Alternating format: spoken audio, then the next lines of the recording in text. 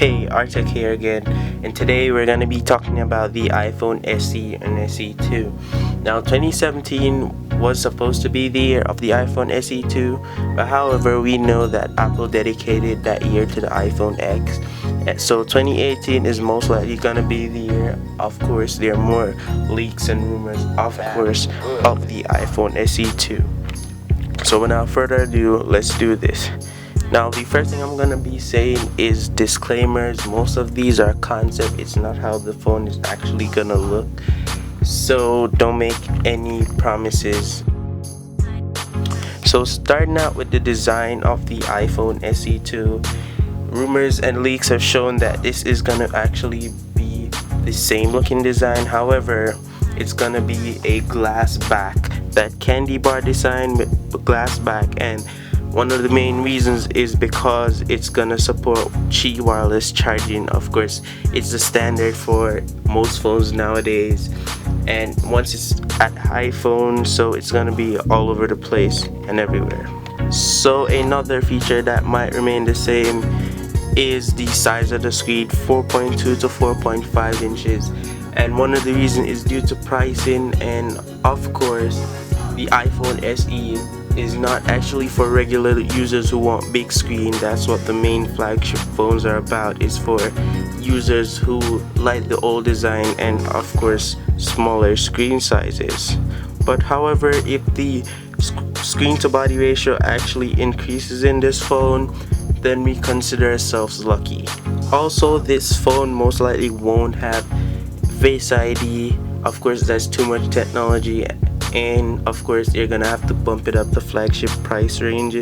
It's most likely gonna come with the fingerprint scanner, and of course you know that the fingerprint scanners on the last generation of iPhones are pretty much good. Also, the phone is most likely come with a LCD 1080p display instead of Super AMOLED, and that's also due to pricing.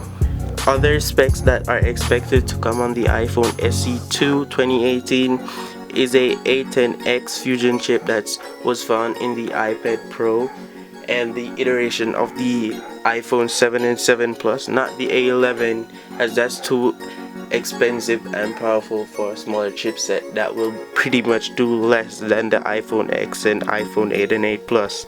It will also support fast charging, of course, and you're gonna see monofine speakers due to this design. I think Apple might just put dual speakers. That's what it does to the iPhone 7 and 7 Plus, making the speaker at the top an acoustic one as well. That's pretty much possible. 2 gigabytes of RAM, a 64-bit phone, and also a headphone jack might just show up due to the design. It's not going to be remodeled, it might just be a restored candy bar design, so the headphone jack might just be fully functional as well.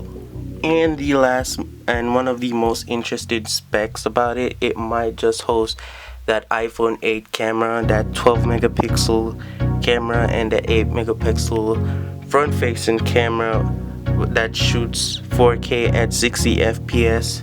However, it might be some limited features that comes along with the camera that we pretty much are gonna talk about is pricing. It might just be 400 to 450 bucks, not more than 500, and that's due to the fact that this is just an upgrade for iPhone SE users, version 1 SE users, or just Apple people who just don't feel to afford the iPhone 8, 8 Plus, or X because they're not gonna use those other features, or people who just want an iPhone but just don't feel to spend the money, so much money to get one of those old expensive ones such as the 7 and 7.